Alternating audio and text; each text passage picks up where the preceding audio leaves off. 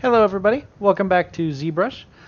Today we're going to be working on a little alien guy using two different subtools. So we're going to be learning how to actually append a subtool to another subtool to allow us to kind of like inject another piece, another object onto something.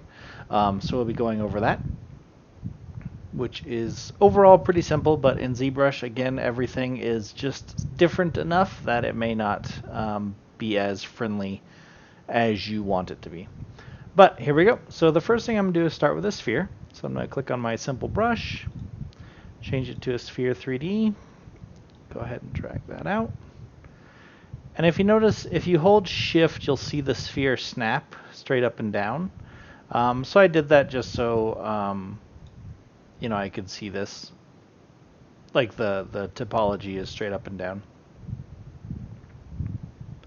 All right, now before I do anything else, of course, I want to make sure to hit edit. If I don't hit edit, I'll just put down another sphere. So I'm going to click on edit, and then I'm going to click make polymesh 3D. So that allows me to actually start working with this object.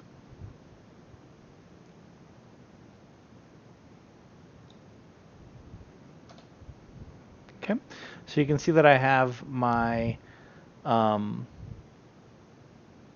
mirror tool turned on, and again, to turn that on, I just simply hit X. And that turned it on. And again, if you need to change which axes you're working on, you can do that in the transform menu. So right now I'm going to go ahead and start shaping this object. So I'm going to switch to the move elastic tool.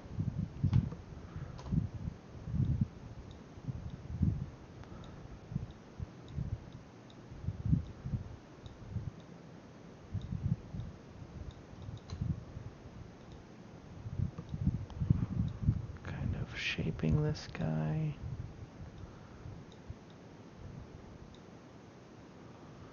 And if you want it if you just want to work on the middle of something, even though you have mirror mode on, you notice I can just slide over until both dots come together and it kind of gets sticky, like it'll stick on there.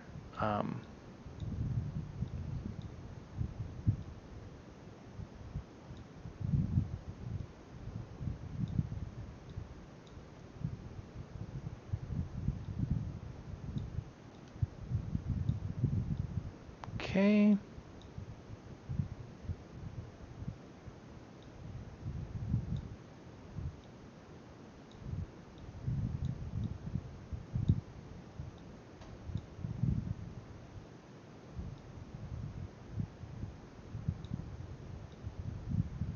Go ahead and hit Control D. Now I have more polygons to work from.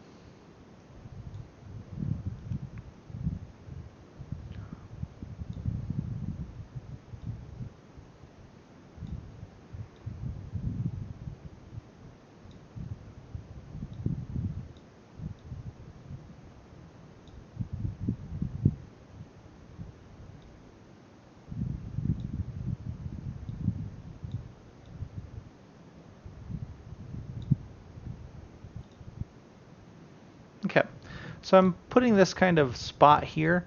This is going to be where the extra eye goes.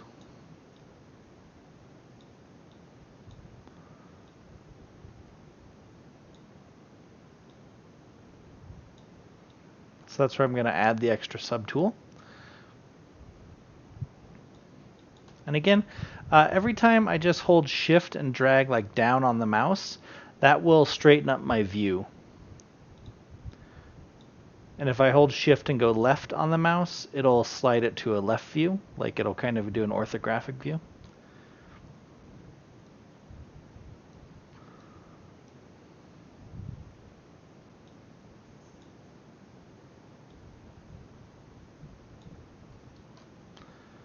So I'm going to go down a stack.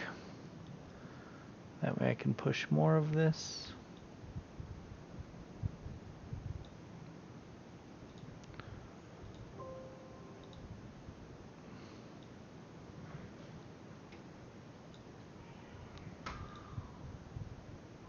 Oh, forgot to hit edit. New document. Boop. Okay.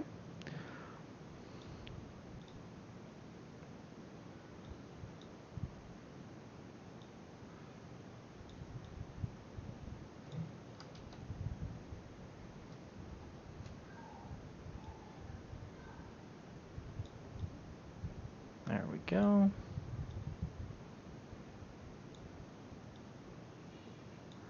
Kind of giving it a little shape here, like a slug type thing.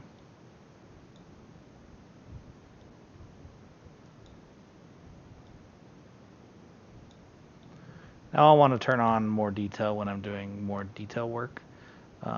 But like, since I want to kind of move this in large chunks, I'm working at lower detail. There we go.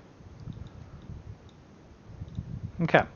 So that kind of gives me the basic shape for this little guy. And now what I want to do is I want to go ahead and add another subtool to it that we'll use to make the other eyeball, and then we can go back through and detail everything. Okay, so to do that, what we're going to do is we're going to open up our subtool menu over here.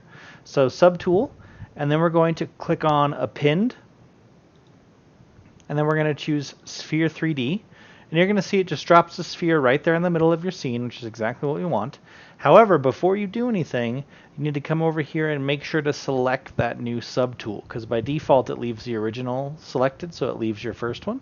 So I'm going to go ahead and click on that one, the sphere, and I'll go to scale, and these are standard scale tools, and then I'll just kind of scale it down, and then the movement tools are still on there as well. So I'm just going to go ahead and move this kind of up and down to get my shape.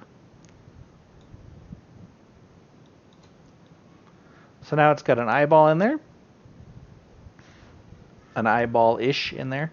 And again, you can just kind of mess with the sizes and stuff until you find something that you like. So now we can go through and kind of start detailing this guy. Now what's really cool is we can turn on transparency, which allows us to see where our objects are placed, and depending on which one you have selected, makes the other one transparent. So depending on if you want some cleaner visibility, you can turn that on. You can turn ghost mode on or off. Ghost mode will make the non-selected piece kind of this white color. If you leave it off, then it just makes it transparent. It's a little bit harder to see. So I kind of like ghost mode being on. Okay, but what we can do now is we can start detailing this guy. So I'm going to go ahead and hit D to go back up one division, which takes me to 32,000 polygons, which is a decent number of polygons. Is it enough polygons? We'll see. So I'm going to go ahead and click on clay tubes, and I'm going to go to a much smaller size. I'm going to kind of start building up like an eyebrow type area, like an eyebrow ridge.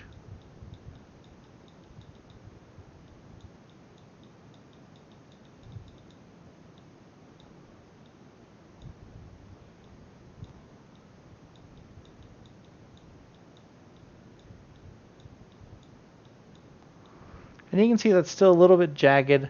I'm going to hit Shift to go to my smooth tool. I'm going to change that Z intensity down though. I don't want it to be super harsh on that smoothing. I want to keep kind of my ridge here. There we go.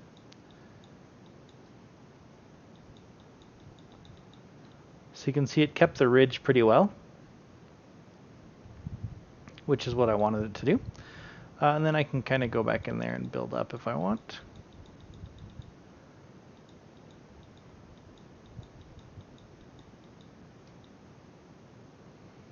And again, changing that RGB intensity, or changing that Z intensity, will allow you to control how much your smooth is actually doing. And now, of course, if I hold Alt when I drag, not Alt, if I hold Alt when I drag, it's actually going to cut into the mesh instead of pull out of the mesh. So I can kind of do this little happy face thing here, which I may not want to do. I kind of want to have him no mouth, just this little weird alien guy.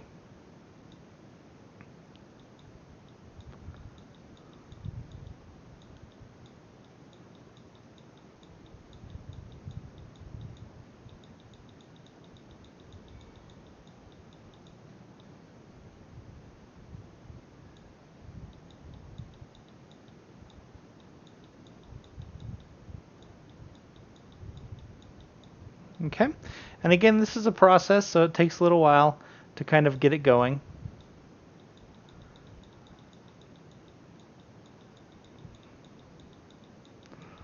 Like, I'm just going to show you kind of the basics. That way you have an idea of what I want you to do, and then that way you don't have to watch like an hour-long video while I speed sculpt this alien.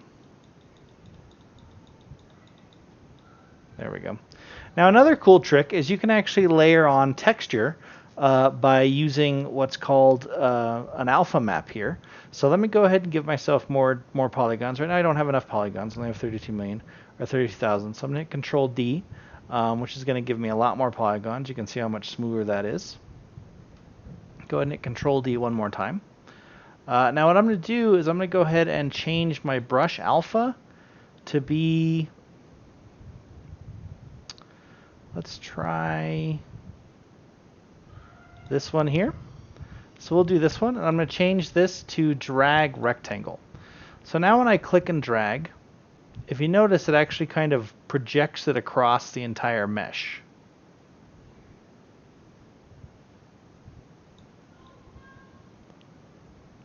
Now it's going to have some issues on some like the flatter surfaces. You can see there's little areas it's not projecting on very well.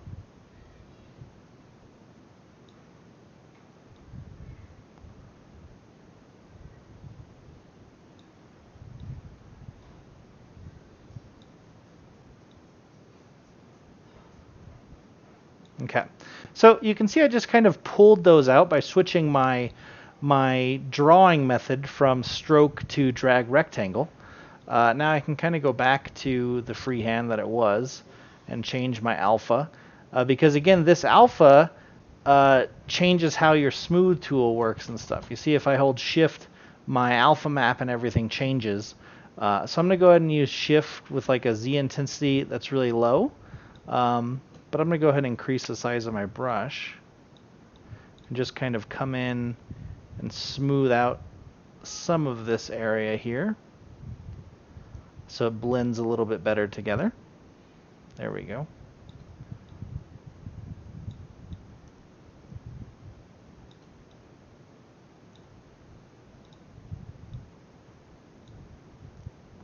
So that kind of gives you a really cool little trick for texturing your skin, and you can use any alpha you want, and you can see I've kind of come in here to blend that a little bit better. You can use any alpha you want, of course, to make that happen. So now I've got my clay tube selected still, and I can just kind of come in here and drag right on top to add extra detail and to add extra extra personality to the little character here. Now what I want you to do is really kind of experiment with your brushes again and grab different brushes to do different things to make this guy. So like I can come in here and I've got all, of course, my move elastic tools, all that stuff, but there's a really cool one called snake hook, which is right here. Now this one you can actually kind of pull and snake hook off of, and it kind of does that. Now, of course, you're going to need to give yourself more polygons if you're going to use that brush, because it is kind of a finicky brush polygonally. So I pulled it out, then I hit Control D to give myself more polygons, and then I smoothed that out. And you can see that gave my guy some cool little horns that we can then do whatever we want with. We can then use Move Elastic on to kind of control how they look, etc., etc. Now, of course, you have to be careful because these are still polygons, so you can bend them in and out of each other, which we don't want to do. But I did just shape it a little more with my Move Elastic tool. And then I just came in here and smoothed it. There we go. Okay, so that's kind of just the basic idea, the basic principle of the alien guy. I just want you to mess around and use two different subtools. You can use more subtools. If you want to append extra objects to this guy, you're more than welcome to. You can append more spheres, cylinders, whatever you want to start working from. But I want you to have a lot of fun with this and just really experiment and make this little eyeball alien type guy. And then just you have about a week to finish it, and then we're going to start working on our zombie heads, where we're going to learn about poly painting and all of this crazy stuff. So that's it for this week. Have a lot of fun with it.